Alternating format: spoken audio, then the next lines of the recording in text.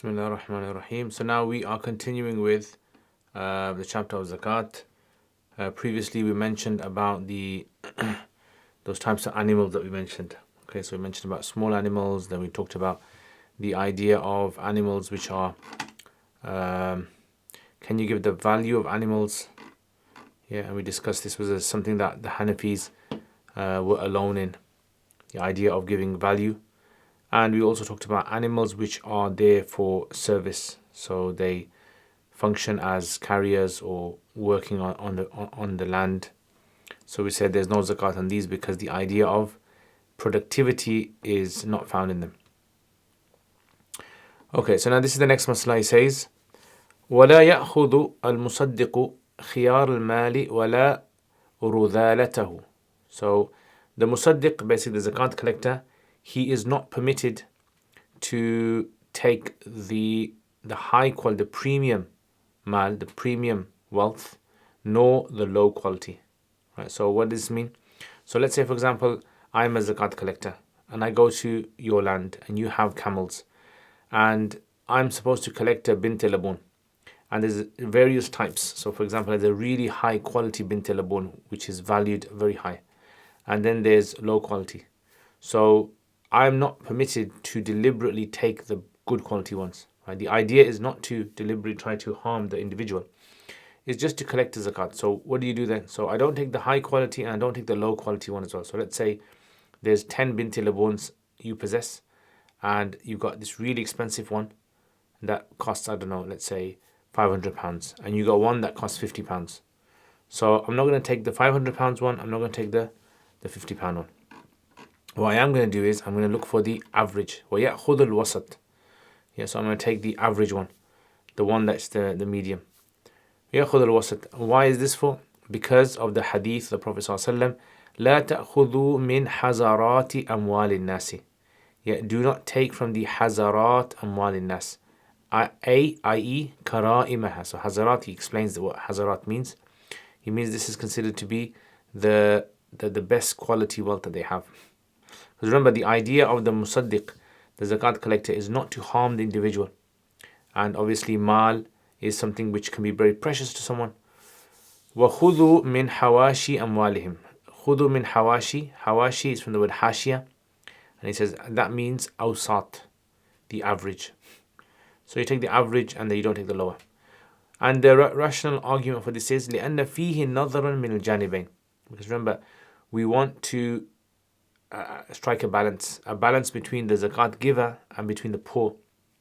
So in other words, if we take from the high quality animal, the expensive animal, let's say the binti labun that is worth £500, if you take that one, it's going to benefit the poor because clearly the poor will get more, but it's going to harm the giver. And at the same time, if we were to take the low quality, the £50 one, then it's going to benefit the giver because he's departing with something which is of less value, but it's going to harm the fuqara, the poor people. So the middle, that's why it says لأن فيه نظرا, because in this there is nadar, meaning there is consideration for the both sides. Both sides refers to the donor, the giver, and the recipient, who is obviously the individual. Okay, that's done. قال ومن كان له نصاب فاستفاد في أثناء الحول من جنسه ضمه إليه وزكاه. So this is where the Hanafis discuss a particular issue, which is, let's say for example, like I have zakat. So my year, let's say, starts on the 1st of Ramadan. So 1st of Ramadan 2001 until the 1st of Ramadan 2021 and 2022.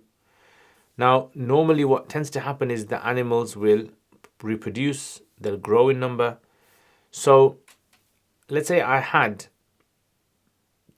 I don't know, 30 cows. I've got 30 cows on the 1st of Ramadan 2021. And in the middle of the year, I've actually gained 10 more cows. Yeah, so I've gained 10. My herd of cows has actually increased now. So I've gained 10 more. So what happens in this situation? Meaning I've gained them in the year, but 1 year has not passed. So 1 year has passed over the 30 that I've got, but the extra 10, a year hasn't passed. Let's say only 6 months has passed. So in this situation, what do we do? So the Hanafis differ with the Shafis on this masala. So first of all, let's look at what do we mean by increase istifada. Istifada yastafidu, it means to benefit. So istifada, first of all, is it from the same genus animal? Right? So let's say, for example, I've got cows and I increase in 10 cows. That's from the same genus. Or is it from another genus? Like I've got 30 cows, but I bought in the middle of the year, I bought 10 camels in the middle of the year. So now, do I add the camels to the cows? So let's say I bought the cows on the 1st of Ramadan. So I've got the cows from the 1st of Ramadan, 30 cows. And the 1st of Ramadan, 2022, I've got 30 cows. And in the middle of the year, let's say 6 months into the year, I purchased 10 camels. So 1st of Ramadan 2022, my zakat will be ready for the 30 cows. 30 cows I have to give a tabi. But when it comes to the camels, only 6 months has passed. So in that case, everyone agrees you don't add them together. The camels will have their own nisab in that case. You have your own nisab for camels. So you got to wait like 6 more months for that 1 year to be completed for the camels. Okay, now let's go back. If the cows, if I increase 10 more cows, which is from the same genus, did I increase them through progeny? Like, did the cows give birth?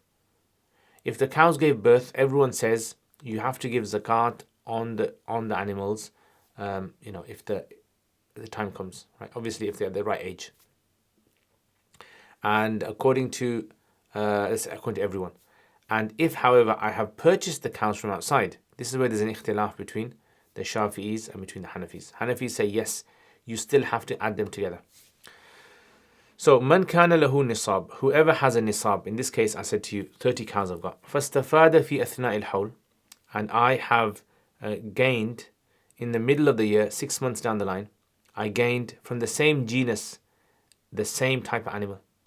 ضَمَّهُ إِلَيْهِ, I have to add those extra 10 to the 30.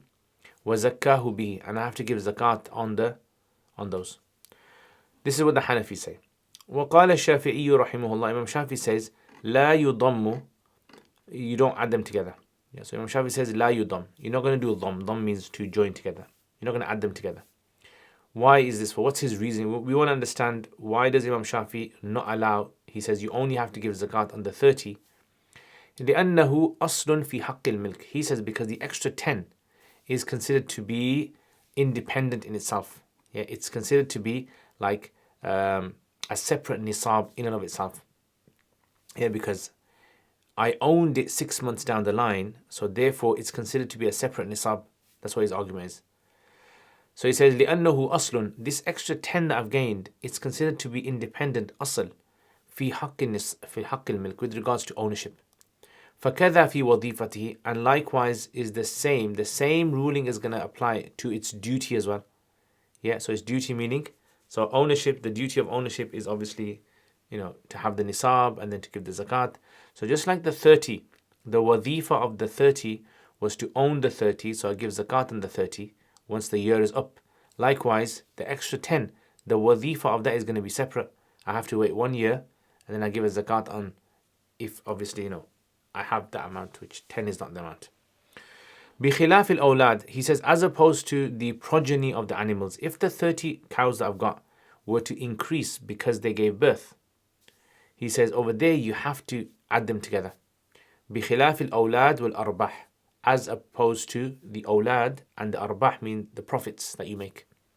So he says, if the animals give birth, so you got 30 and they've given birth to 10, you add the 10 to 30 and now you're going to have to give zakat of 40, basically. Well, arbah, it refers to ribh, which could be just general profit in anything. So this would apply to, like, for example, like a business, for instance. If you had a business and, in your business you had, let's say, £1,000, and in the year you made £1,000. So you would say that 10,000, that £1,000 extra is actually from the profits. So you add it together. So 1,000 plus 1,000, right? But If the 1,000 came from somewhere else, then you wouldn't add it to the business stock. لأنها تابعة, because he says, because the awlad, the children of the progeny of the animals, are tabi'atun, are considered to be following in the ruling, in ownership of the parents. حتى, so much so, ملكت بملك الأصل. This is majhul, okay. ملكت. They will be owned, the offspring will be owned بملك الأصل, due to the ownership of the asl, due to the ownership of the parents. So the idea basically is that although on its own, if you just had, 10 cows, there's no zakat on them. But because they're the offspring of these 30 cows, and those 30 cows were already zakat potential to give zakat in them, then you have to give zakat. Okay, what's our response to this? أن المجانسة في العلة في الأولاد والأرباح. So we say here the mujanasa, in other words, we don't look at the idea that they came out of the animals. We look at the idea, are they from the same genus or not? That's all we look at. So we say genus, mujanasa, resembling the animals being of the same genus type. This is the illa, the cause of why in the awlad we have to give zakat. Yeah. So in other words, if you have 30 cows and those 30 cows give birth, why is it that we said that you have to give zakat? Why do you have to give zakat in the children in the offspring? Because we said there's mujanasa, they're from the same genus, and the same genus is the reason for why you give zakat on the extra 10. That's the main reason. Whereas Imam Shafi doesn't seem to make that the reason. Yeah, he seems to make the reason something else. So he says, they're from the awlad and the tabi. He says the awlad, the tabi of the parents. But we're saying that, okay, that's fine. But what's the reason? What's the legal reason for why you have to give it for the 10? It's because they're the same. Like if you had cows and you had goats, and the goats gave birth to goats, you don't add the goats to the cows because the genus is different. So he says, أن المجانسة, the mujanasa, which means having the similar genus. Here الإلا is the legal cause في الأولاد والأرباح, in regards to the profit and regards to the offspring, with regards to giving zakat. لأن إندها, because when you have the offspring and the animals are the same in genus, it becomes يتعسر الميز, ميز من تمييز. It becomes difficult, يتعسر, it becomes difficult to differentiate between the animals now. So if you basically were to buy some cows, it's going to become difficult now for someone that comes from outside to differentiate between them. So the zakat collector, when he comes and looks at them, they don't look all as though they all belong to him. Yeah. So this is why he says, لأن إندها, he says, because إندها, إند المجانسة, when the animals are the same in genus, يتعسر الميز, ميز تمييز, it becomes difficult for the zakat collector to differentiate between zakat cow and a non-zakat cow. Yeah, so he says فيعسر اعتبار الحول. So therefore now trying to consider the year for every new animal is going to be hard. So let's look at it this way. Let's say on the 1st of Ramadan I had 30 cows. And the 1st of Ramadan 2022 I had 30 cows. That's easy. But let's say on the 1st of Ramadan I had 20 cows. 2 months later, one of my cows gave birth. So I've got 2 months later, a cow. Another month later, another cow gave birth. Another month later, another cow gave birth. If we're going to consider for every single cow a separate year for every cow, it's going to become very difficult. Ya'sur. It's going to become very, very difficult to consider the year for each new progeny or each new addition. So he says, يَعْسَرْ اعتبار الحول لكل مستفاد. It's going to be hard. And he says, this is not what zakat has been designed for. Zakat has been designed for ease as well. So the idea that the Shafis are saying that for every new cow that you bring in, you have to work out the zakat for it. We're saying that's hard. Why didn't you do that in the offspring? You didn't do that in the offspring simply because it was difficult to work out for each one.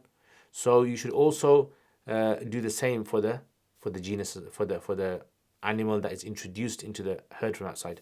Do you understand? So he says, فَيَعْسَرْ اِعْتِبَارُ الْحَوْلِ. So therefore it becomes difficult to consider the concept of a year, a zakat year. zakat anniversary, for every single new addition, mustafad. وَمَا شُرِطَ الْحَوْلِ إِلَّا لِلْتَيْسِيرِ. This is like a qaida, this is like a rule, which is the concept of whole, the concept of a year, right? The concept of a lunar year in zakat has only been prescribed for ease purposes. Why is that? So if you remember, I told you this before.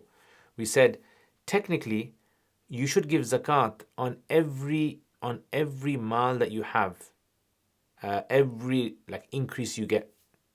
So if I've got, let's say, £100 or £1,000, and I get £10 extra, I should give zakat on that. So every time I get an increase, I should always give zakat, and that's the basic sort of like theory.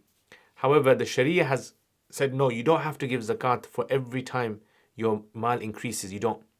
What you do is you wait for a year. We'll give you 1 year window, and within that year your mal will fluctuate, and then by the end of the year, whatever you have, you give zakat in that. So why did the Sharia consider 1 year? We're saying because of ease purposes. And it makes sense if the Sharia considered a year for ease purposes because mal is going to fluctuate. That makes sense in animals as well, because the Sharia is going to expect, if you've got 30 cows, for your cows to increase and decrease in the year. So if your cows increase through birth, you give zakat on the total sum at the end of the year. And if your cows increase by an addition from outside, then your zakat will also increase. Does that make sense? Everyone understand that? So what's the khulasa of this masala? What's the khulasa of the ikhtilaf? The khulasa of the ikhtilaf is that everyone agrees whatever you have at the beginning of the year, if you still have that at the end of the year, you give zakat. So any mal that you have where 1 year has passed over it, you give zakat in that. Okay, that's everyone agrees. But what about the addition, something that has been added on extra? What about this?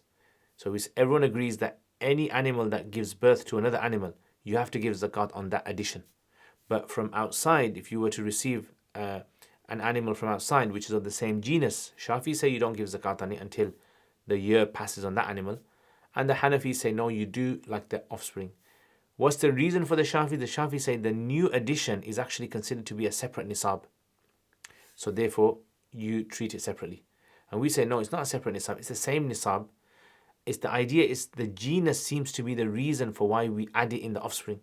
So why don't you consider that when it comes to an addition from outside? And this whole concept of a year has been designed by the Sharia, so it facilitates for people to be able to give their zakat easier. That's what it's about. Everyone got that? Okay.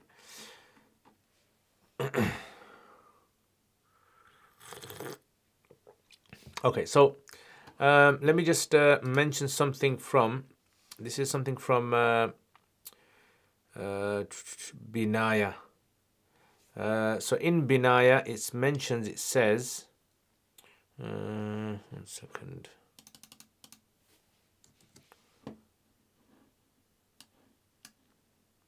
Okay, so see, Binaya does a nice breakdown. This breakdown I told you in the beginning, I actually got it from Binaya. Okay, this nice breakdown. So he says, I'll just quickly read it to you. He says, Mustafad is of 2 types. So he says, an addition to the cows is of 2 types.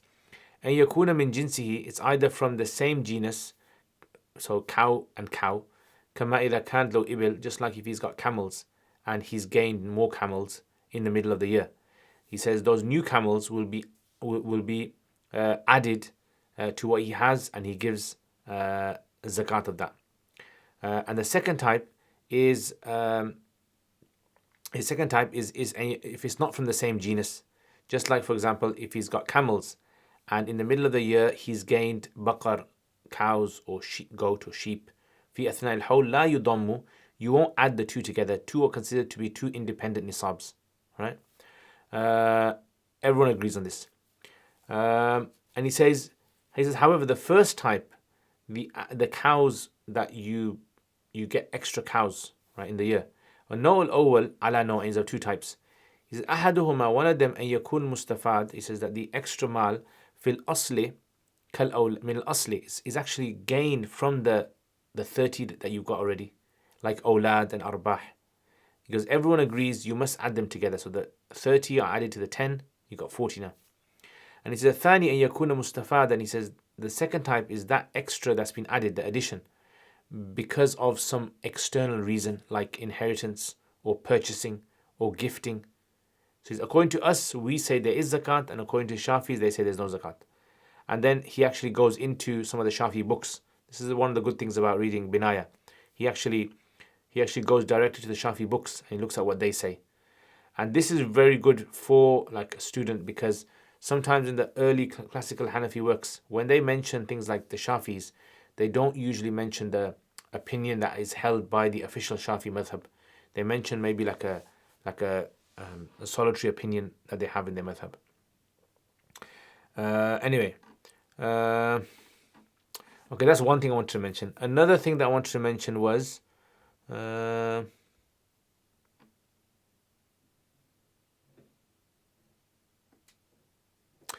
this issue of, he says, where that if we take the Shafi's approach and say every time a new addition is added, you have to consider a year. So he says, because the year has been prescribed by the Sharia as being for ease. He says because the addition that you get, he says, mimma yakthuru wujuduhu, is in many cases it happens a lot with animal owners. So with animal owners, they usually get more cows coming in, or whatever animal it is. And he goes, wala yumkin mura'at al-hawl, and it's very difficult for each owner to, like, unless he kind of like tags each animal electronically, and he has like a whole database, and each animal, when the year passes, then he can have. This isn't considered to be accessible to the average person. So because it's not accessible to the average person, he basically says this is going to become difficult. Yeah, and Sharia is not based upon rare cases, it's based upon the average individual. So he says, trying to figure out the state of the number of animals, the state of the animals, the time of the animals, and all these things, he says there's haraj adim in there, there's a big haraj in there. And this isn't something which seems to be what the Sharia wants. Okay, everyone understand that? So I just thought I'd read that for you guys from Binaya. Okay, next. The next thing is, he says, وَالزَّكَاةُ عِنْدَ أَبِي حَنِيفَ رَحِمَهُ اللَّهُ وَأَبِي يُوسُفٍ فِي النِّصَابِ دُونَ الْعَفْوِ. So zakat, according to Imam Abu Hanifa and Imam Abu Yusuf, is in the nisab, not after. This is a totally different masala now, okay? This is talking about, let's say for example, like a person has a specific number of animals. If he has a specific number, he's either going to have the exact nisab or he's going to have above the nisab. So let's say for example, cows. 30 is the nisab, and then 40 is the next nisab. So the 9 numbers in between, 31, 32, 33, 34, 35, 36, 39, all these 9 digits are considered afu. We call this afu. Afu means like excess. Yeah, excess, like something which is beyond the nisab. Yeah, more than the nisab. So he says, let's say for example, like, so what does this mean then? What this basically means is Imam Abu Hanifa and Abu Yusuf say that when you're calculating your zakat, zakat should only be calculated on the exact amount, the extra amount that is not part of the zakat, until it hits the next nisab, number. That's the only time we count it to be zakat. Whereas Imam Muhammad rahimahullah, he says no. He says that the zakat is going to be for all of it. What does this mean? So what this basically means then is this. Let's say I have 35 cows.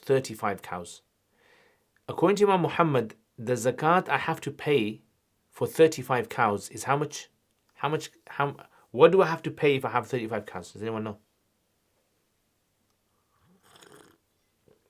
If I have 35 cows, what do I have to pay? Anyone remember?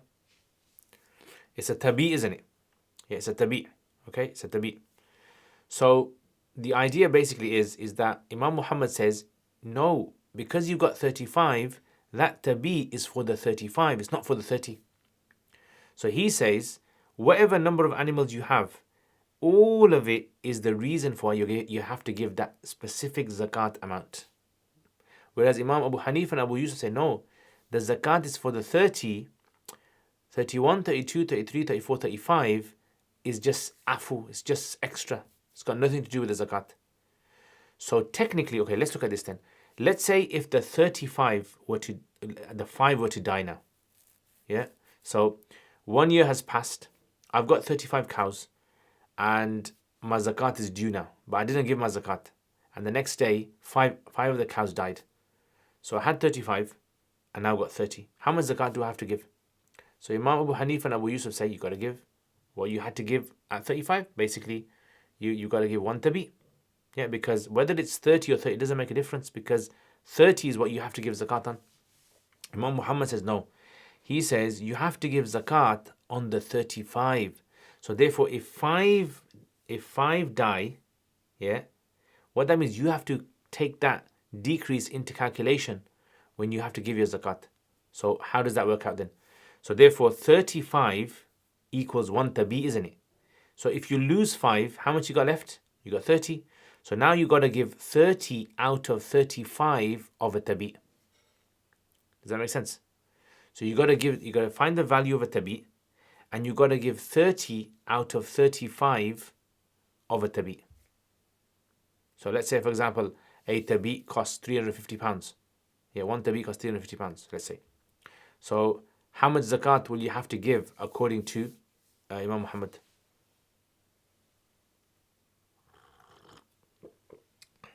Have you guys forgotten the rules of zakat? Yeah, so remember, according to Imam Abu Hanifa and Imam Abu Yusuf, it's not going to change. You still have to give £350 worth of a tabi. Yeah. But according to Imam Muhammad, what do you have to do? You have to give 30 out of 35. Yeah. So therefore, you'd have to give £300 worth. That's it. Your zakat will decrease by £50 basically. Yeah, that's his argument. Okay. Anyway, so he says, was zakatu inda Abi Hanifa. Zakat according to Imam Hanifa rahimahullah and Imam Abu Yusuf rahimahullah fi nisabi, and not in the afu, not in the extra. وقال Muhammad al-Zufar, Imam Muhammad al-Zufar, they say no, it's actually fihima. It's actually in the nisab amount, i.e. 30, plus the extra on top, 35, the 5 extra. Does everyone understand what I'm saying, or shall I repeat again? Have you got it? Or do you want me to re-explain it to you guys? Understood? Okay. Hatta law halak al-afu. So he's saying so much so that if the afu, yeah, was if the afu was to get destroyed, like the 5 extra were to get destroyed, baqiya nisabu, the nisab would remain, the 30 would remain. Baqiya kullul wajib. So then what would happen, according to Abu Hanifa and Imam Muhammad, Abu Yusuf, all of the nisab would actually remain.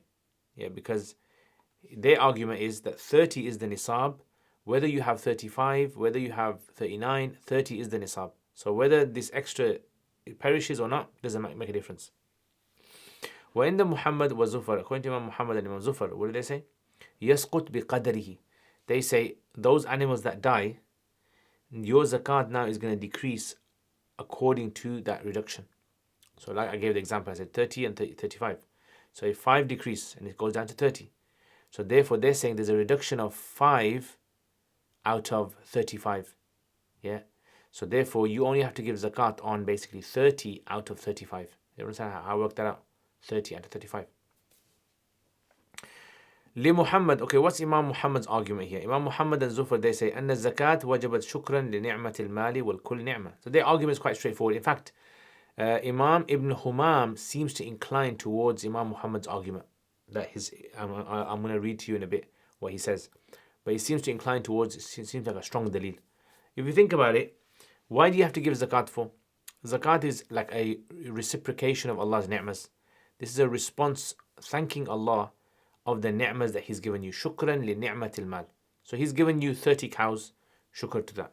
And if He gave you 31 cows, you do shukr to 31, not 30. And if He gave you 35 cows, you do shukr to 35, not 30. So they're saying, well, kullu ni'ma, all of the 35 that you've received, this big ni'mah from Allah, not the 30. You don't say 30 is the ni'mah and 5 is not. No, all of it is. So therefore, the reciprocation should be done in response to all of the 35, not 30. وَلَهُمَا. Okay, what's Imam Abu Hanifa Abu Yusuf's argument? قَوْلُهُ عَلَيْهِ السَّلَامِ فِي خَمْسٍ مِنَ الْإِبِلِ السَّائِمَةِ شَاتٍ. They say, when you have 5 camels, 5 self-grazing camels, you give 1 shat. Okay. Then he says, وَلَيْسَ فِي الزِّيَادَةِ شَيْءٍ, and then after 5, 6, 7, 8, 9, there's nothing. حَتَّى تَبْلُغْ عَشْرًا, until the animals reach the number 10. Then you give the next one. وَهَكَذَا قَالَ فِي كُلِّ نِصَابٍ, and likewise the Prophet ﷺ said with regards to every nisab, he said 10, then he said 15, and then he said 20, but he didn't mention anything about 11, nor 12, nor etc. وَنَفَى الْوُجُوبَ عَنْ الْعَفُوِ, and he negated the obligation of the excess, meaning the numbers in between. Why is this for? وَلِأَنَّ الْعَفُوِ, it's because afu تَبْعٌ لِلنِّصَابِ, the 1, 2, 3, 4, 5, this is actually tabi of 30. So 30 is the asl, and then these extra numbers, digits on top, these are simply just, they are subsumed, included within the 30. فَيُصْرَفُ الْحَلَاكِ أَوَّلًا إِلَى التَّبْعِ, so then what happens? The halak will now be shifted towards the taba. So in other words, if 35 cows, I've got 35 cows, 5 of them die, which of the out of these 35 cows, which of the 35 will I assume have died? Is it the first 5? Is it the second 5? Is it the third? Which ones?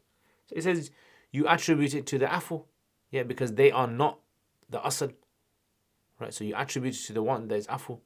So yusraful halak, so therefore the perishing of the animals will be attributed to awalan ila taba, yeah. كالربح في مال مضار. Now, is there an example of this? Now, see, what is his argument? His argument basically is trying to prove over here, or show that, according to Imam Abu Hanif and Abu Yusuf, they're saying that this extra 5 is extra in the sense it doesn't really have the same status as the 30. It doesn't have the same status. How do we know it doesn't have the same status? Is because if 5 were to perish, you would assume that this would be considered to be 31, 2, 3, 4, 5. This is not from the beginning, because those are asl, and the perishing of those is different. So he says, yusraful halak, the halak will firstly, it will be assumed from the extra 5. Is there any example of this in our fiqh, where there's some sort of like profit, and if any sort of calamity happens, if any the perishing happens of the mal, of the wealth, then we assume it to be from the extra, not from the asl? He goes, yes. It's like silent partnership.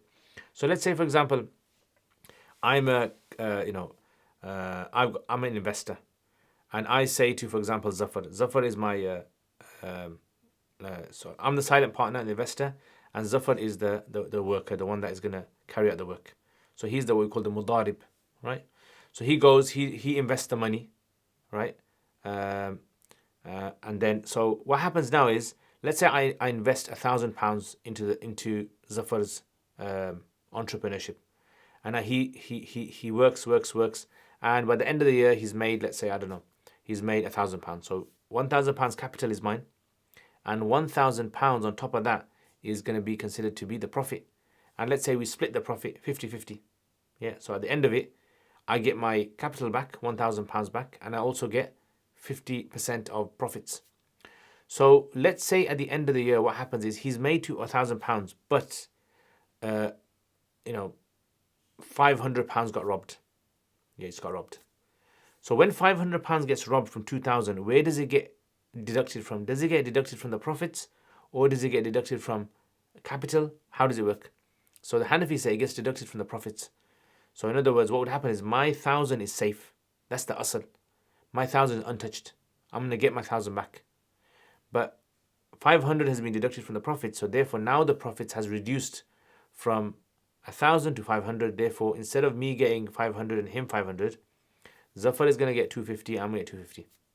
So this is the example they bring to show that when profit perishes, the perishment actually is attributed to the perishing is attributed to the profit rather than the capital.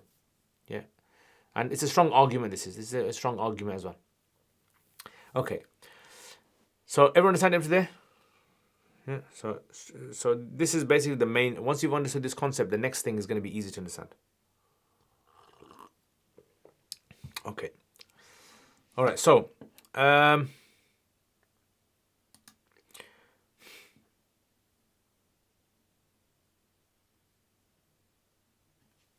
Now, when we say, this is a bit of a tricky masala. Okay, this part is tricky now. He says, ولهذا قال أبو حنيفة, Imam Abu Hanifa rahimahullah says, يصرف الحلاك بعد العفو إلى النصاب الأخير ثم إلى الذي يليه إلى أن ينتهي. So there's an ikhtilaf between Abu Hanifa and Imam Abu Yusuf of how you deal with this concept that we just said, that the perishing of the mal will be attributed to the afu. How do we deal with this? So basically, Imam Abu Hanifa rahimullah, he says that any mal that perishes, if I've got 35 cows and 5 of them perish, yeah, what's going to happen is basically we go back down to 30. Okay, so he says this, the halak after the afu, it will go down to the last nisab. So in cows, obviously, there's on 30 is the first nisab, so it's not the first or last, it's the 30. Let's look at camels, for example. So in camels, let's say for instance I had I don't know, 30, how was it, 36, yeah, 36 camels. If I've got 36 camels, what do I have to give? Anyone know? 36 camels.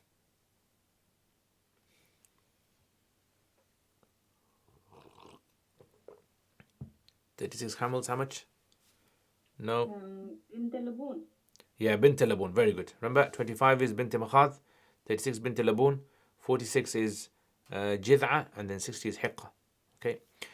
Okay, so if I've got 36, and let's say, no, actually, let's say 40. Okay, let's say I've got 40. So Bint al-Labun again. I've got 40 camels. If 20 perish, 20 have perished now. So how much zakat do I have to give? So if you deduct 20 from 40, you got 20 left. So Abu Hanifa says, you basically, you deduct the last one. So what was the last nisab? The last nisab was a 36. And the nisab before that was a 25. So you basically go backwards, you deduct the last ones that you have, right? And so you deducted 40, you deducted 36 nisab, the bint al-Labun, you deducted the 25 one, you got back 20. So now you have to give four goats. Yusraf al-halak ba'd al-afu. So after the afu, so if, in other words, the amount that have perished is more than the afu, so 37, 38, 39, 40 is afu. But if the number of camels that have actually perished is more than 4, then it eats into the nisab. ثم إلى الذي يليه إلى أن ينتهي. Then after that, so let's say if 20 have perished, you have to cut the 4, so it goes to 36, and then you're going to decrease it by 16 more. So you're going to eat into the bint al-Labun, and then you're going to eat into the bint al-Makhad, like that. It's إلى أن ينتهي, until nothing's left. Whereas Imam Abu Yusuf, he says no. He says what you have to do is this. He says like this. So if you got 40 and 20 have died, the afu only perishes. So if 20 have died, you remove 4, how much you got left? 36. And then what is 20? So what is 20 to 40? It's half, isn't it? So what you're going to do is, because 36 is a bint al-Labun, you're going to half that, and you're going to say you have to give half a bint al-Labun. So Imam Abu Yusuf says, you don't go down to 20, you actually go half of 36. So you say half of a bint al-Labun. If a bint al-Labun costs, I don't know, £300, you're going to give £150. Does everyone understand that? Everyone understand this concept? Or shall I give another example? Yeah, give another example? Okay, let's look at another example then.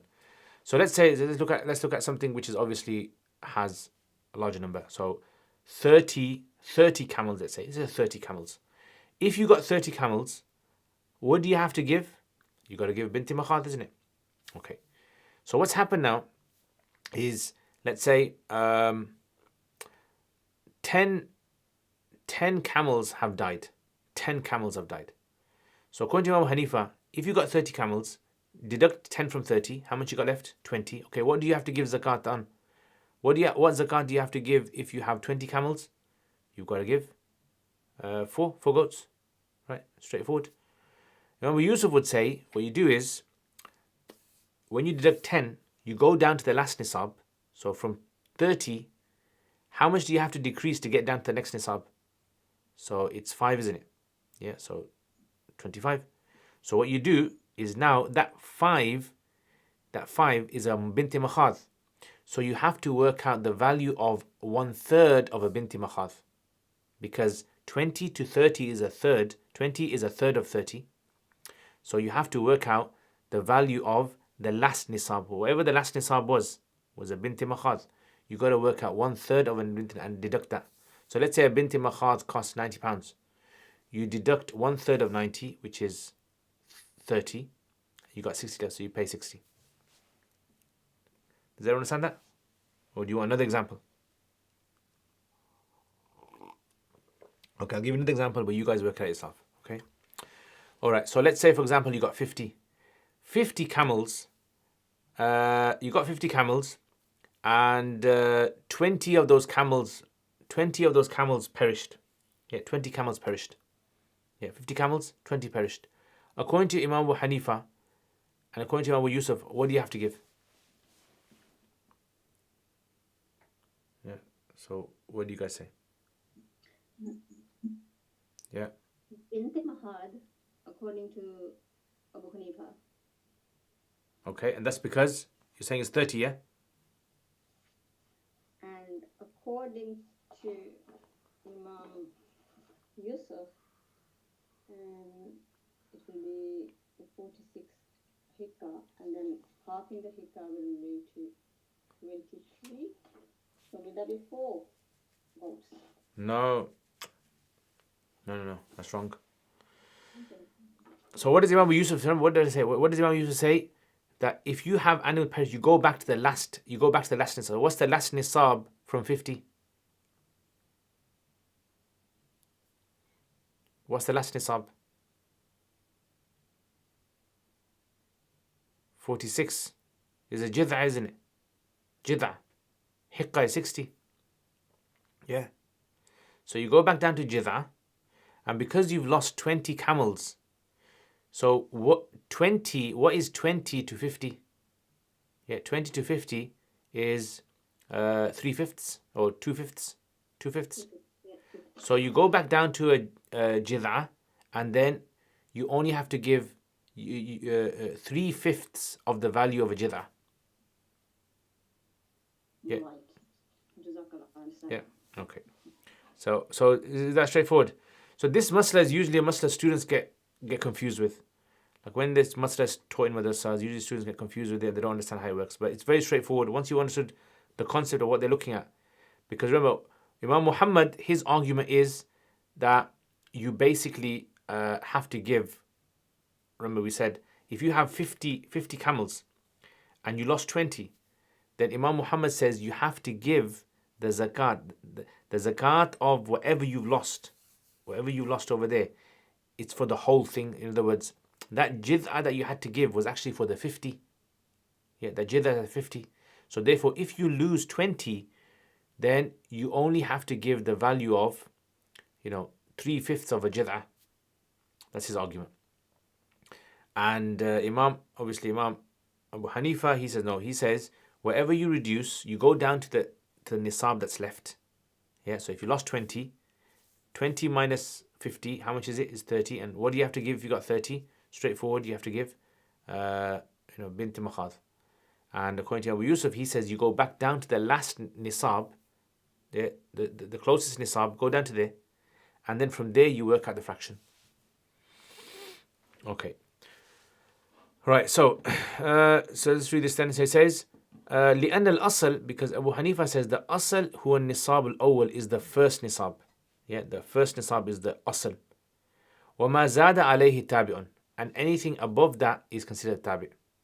Yeah, so he says that's why you work backwards. He's saying you go down, because the previous nisab is stronger than the one after it. The one before that is stronger than this. The one before that is stronger than this. وعند أبي يوسف رحمه الله, according to Abu Yusuf رحمه الله, يصرف إلى العفو, that the zakat will be shifted towards the afu first of all. أولا. So whatever's afu. So if you got 50, what's the afu? There's 4 afu there. Yeah. So he said ثم إلى النصاب شيئا, and then you go to the nisab which is spread. So you go to 36, and now the destruction itself, the perishing, you attribute it to that last nisab that's there. Okay, so that's basically the masala. Let me just read something. This is from Binaya again. So Binaya has done like a nice job. It hasn't done the best job over here. I've actually found a better job than this. Inaya has actually done a better job than this. Yeah. So the Binaya one I won't read that. I'll read the Inaya one. Okay, the Inaya one's this. He says, وَبَيَانُ ذَلِكَ مَا إِذَا كَانَ لِرَجُلٍ. So he says, let's say for example there's a man and he has 40 camels. فَهَلَكَ مِنْهَا إِشْرُونَ. 20 camels get destroyed. فَفِي الْبَاقِي. Then whatever remains, أَرْبَعُ شِيَاء according to Abu Hanifa, 4 goats, because 20 is equal to 4. وقال أبو يوسف يجب فيها 20 جزءا. He says, no, you have to work out fractions. He says, you have to work out. He says, 20 جزءا من 36 جزءا. Yeah, so 20 portions, because 20 got lost. So you have to work out 20 portions from 36 جزءا من بنت لبون. وقال محمد, and Imam Muhammad, he says, يجب نصف بنت لبون. He says, all you have to do is give half a بنت لبون. Yeah. مر على أصله. He says, Imam Muhammad has followed his normal asl. Yeah, بالكل فإذا حلق النصف. So he says if half of it gets perished, سقط النصف الواجب, the other half gets, dropped. ولأبي يوسف أن الأربعة عفو. He says, so from 40 to 36, that's عفو days. وبقي الواجب في 36. And then the obligation is in 36, he says. فيبقى الواجب بقدر الباقي. So he goes, the wajib will now remain according to how many are still there. Yeah, so how many are still there? 20 are still there. So the obligation now remains in 20 camels. وَلِأَبِي حَنِيفَةَ but you don't give the value of those 20. You actually give the value of 20 with regards to the value of a bint labun. Yeah, so you work out the 20 in the value of bint labun. وَلِأَبِي حَنِيفَةَ أَنَّ الْحَالِكِ. Imam Hanifa says the perished camels يُجْعَلْ are made كَأَنْ لَمْ يَكُنْ, as though they weren't even there in the first place. من قبل أنه تابع, that is تابع. والنصاب الأول هو الأصل, and then he says that the first nisab is considered to be the asl. Yeah, and then that's that. Okay, so that he's mentioned that there. And there was also in Fathul Qadir. Yeah, I didn't copy and paste that one. But Fathul Qadir also has a good explanation. Fathul Qadir probably one of the better ones. Fathul Qadir kind of comes out usually with his own sort of like arguments as well, and then so it's nice. Okay, so that's that. And then lastly, we don't have time to go through this masala. Okay, I'll try to go through this masala, and then maybe if next time, if I need to. This last masala is basically to do with the idea of, so the zakat collector is obviously going to work on behalf of the government. So let's say, for example, the government is a government that is not considered to be, the government is not considered to be a legitimate government. It's like the Khawarij rebels.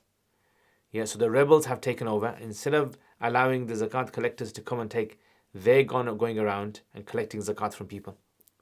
So if the Khawarij, if the rebels were to go and forcefully take zakat off people, would the people have to repeat their zakat the second time again? Yes or no? So he says no. Yeah, he wouldn't have to do that. Yeah. So he says, إِذَا أَخَذَ الْخَوَارِجِ. He says, when the Khawarij were to take the kharaj. Kharaj basically means the produce of the land. Yeah, land produce. And we're going to talk about this when we talk about the concept of ushar and kharaj. So it's like the land produce, whatever the land produces, there's a certain type of tax on this. It's not a zakat, it's a tax. So إِذَا أَخَذَ الْخَوَارِجِ, if the Khawarij take the kharaj, the produce of the land, وَصَدَقَةَ السَّوَائِم, and they also take the zakat of livestock, لَا يُثَنَّى عَلَيْهِمْ. لَا يُثَنَّى يُثَنِّي تَثْنِيَةً, it means dual. It won't be repeated twice. It won't be made, they won't have to give it a second time. Yeah, so meaning, even though the zakat has been taken, we're not going to make them have to give the zakat. We're not going to make them have to give the zakat again. Okay. لِأَنَّ, why is this for? He says, why do we have to give it a second time? Because the Imam, the Khalifa, is responsible for protecting people's wealth. Yeah?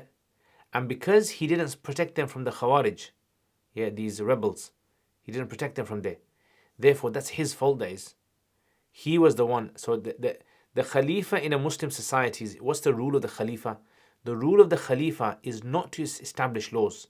That's done by the Sharia anyway, and the Mujtahids and the Qadi. The Khalifa's responsibility is simply to maintain harmony and peace in society and to allow everything to function. Like imagine like a CEO of a company. That's what the Khalifa represents. He doesn't have the power to establish a law. Like he's not autonomous in that sense. That is done by obviously by the ijtihad and all that kind of stuff. But the Imam, the Khalifa is meant to be there. I mentioned this to you guys when we did about the Jummah. The Khalifa is the one that allows Jummah to take place, Eid to take place. He allows there to be harmony. He sort of does that. The Qadi has more power than the Khalifa in that sense. So لأن الإمام, the Khalifa or the governor, لم يحميهم, did not protect these individuals from the Khawarij, and they ended up having to forcefully give their zakat to them. وَالْجِبَايَةُ بِالْحِمَايَةِ. Yeah, jibaya means collection of zakat is in accordance with protection. So if you're going to guarantee protection to the people, then you have the right to collect the zakat. And if you're not going to guarantee this, then you don't get that right. Now, how many times did this happen historically? I'm not going to mention it here, but this would be a good thing for you guys to research for yourselves. To look Islamically, how many times governments were